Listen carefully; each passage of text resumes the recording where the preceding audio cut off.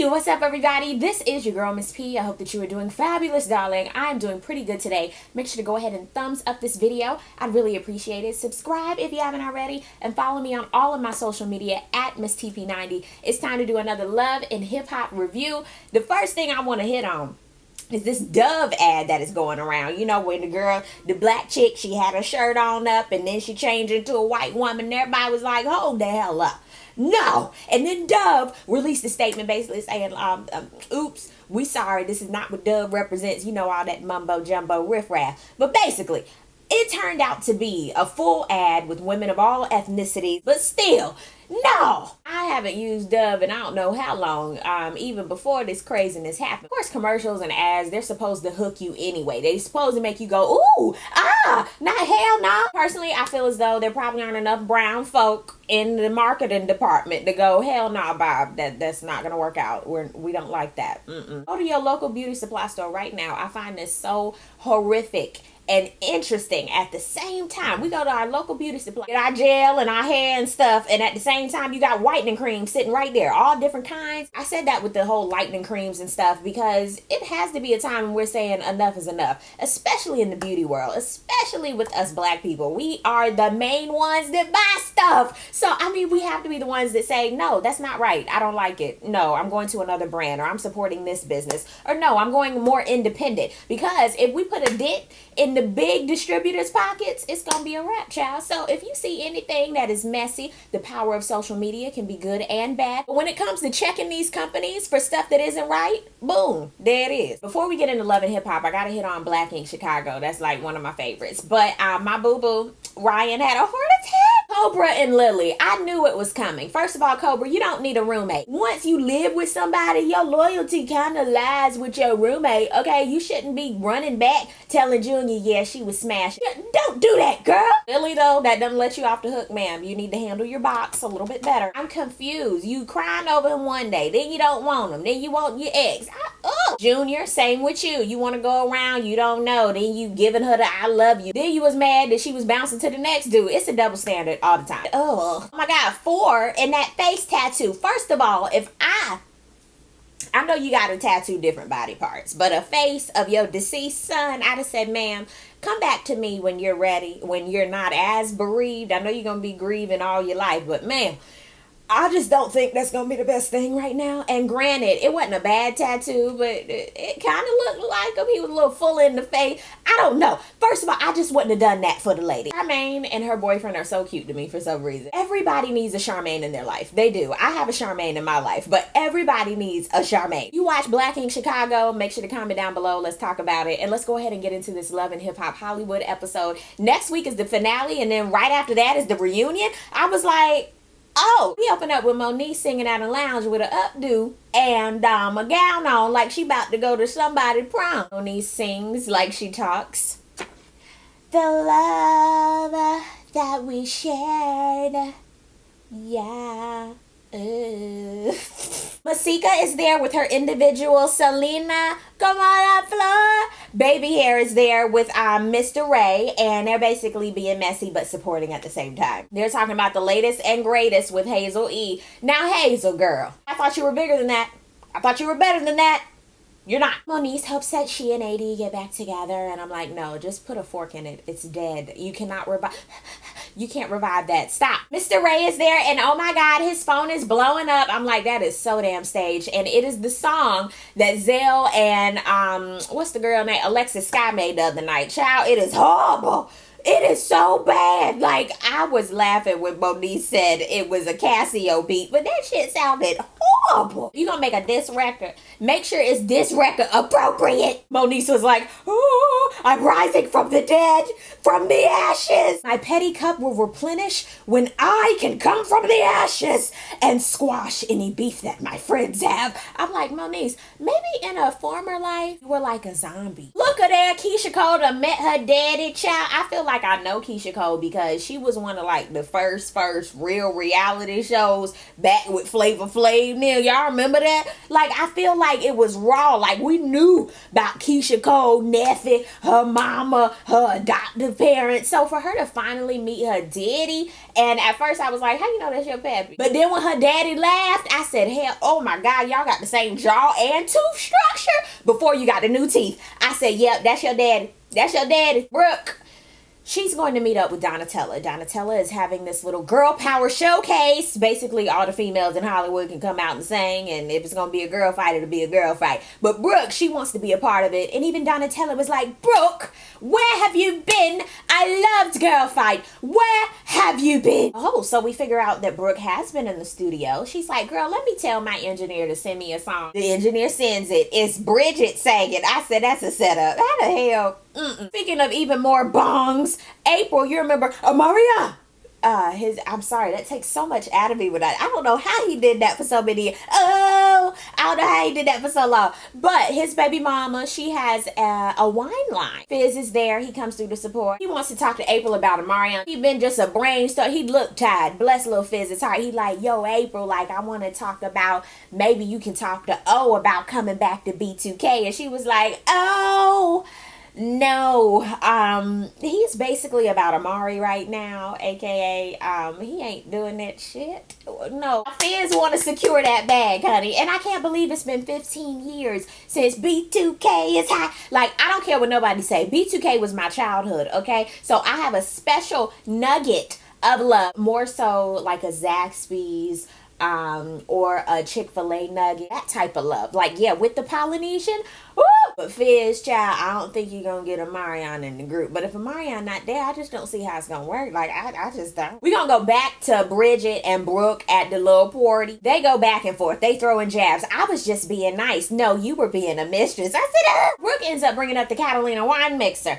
And talking about, you know, Booby invited me there, but I ended up going to Marcus's mom's party. And Bridget was like, wait, was I played? Yes, bitch, you were. They both gonna be performing at the showcase. I was like, child, it's enough microphones for everybody. Brooke in her brain is like, I'm gonna be so damn petty. I'm gonna invite Bridget to Marcus's single release so that I can talk to both of them about what had happened was with the song that I was singing on. And Bridget was like, okay, I'll come. I was like, staged, but okay. Moniece pops up on Alexis Sky.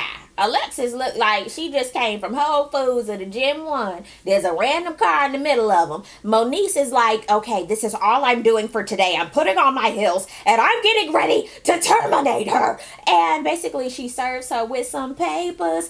Alexis don't give a shit about them papers. She just rips them shits up. And this was the funny thing. Moniece got her a plane ticket to ATL. I'm sitting here like, man, that's a waste of coinage. You can't send nobody nowhere. Alexis was like, all I've been is a bad bitch. My friend Zell told me to record that. What that got to do with the price of eggs? Your ass was in it. You've been it. You're in it. Stand in it. That is true. Masika keeps running. The beef is not with Moniece. So Moniece gone somewhere. Y'all done made nice already. Get on out of that. It's with Masika and Alexis Sky. If I had one wish, we would run away, making love all day, have us a baby.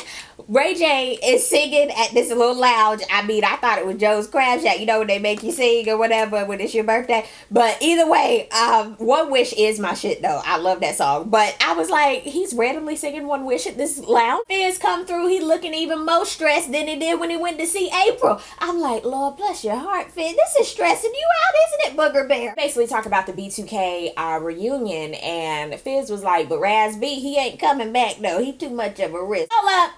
I was rocking with my bae Fizz until he asked Ray J to bring his little happy ass into the group. No, absolutely not. No, Ray J, all he needs to sing is sexy can I well wish and any other wait a minute. No, we don't need you to do anything else, Ray J. Sir, sorry for your service. No, He was like, you know what, I'm going to think about it and I'm humbled by it though. I'm like, no, you not even being humble. Have a seat. You do not need to be in B2K. No, you do not. Not a super group. What kind of super? This is not a super food fizz. You can't just bring stuff together to make a power group. It's not powerful.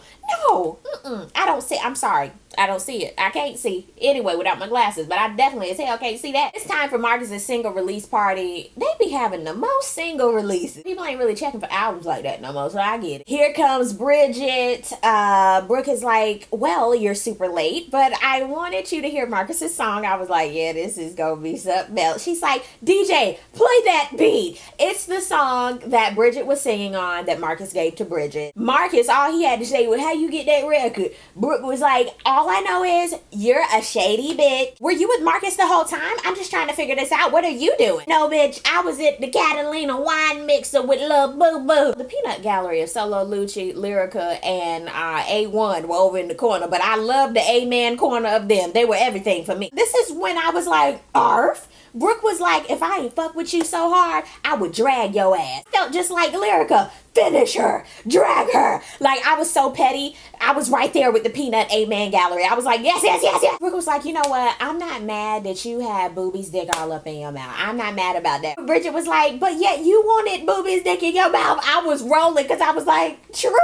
Brooke was like, holla. I could call him right now. He could come up out the floor. He'll be right here. SWV. Marcus is sitting there like, hold up. Y'all still arguing about Lil Boo Boo? I was rolling because I was looking at Marcus like, go have a seat. They'll call you when they're ready. Table of two. I had another moment when Brooke just walked out. She just left.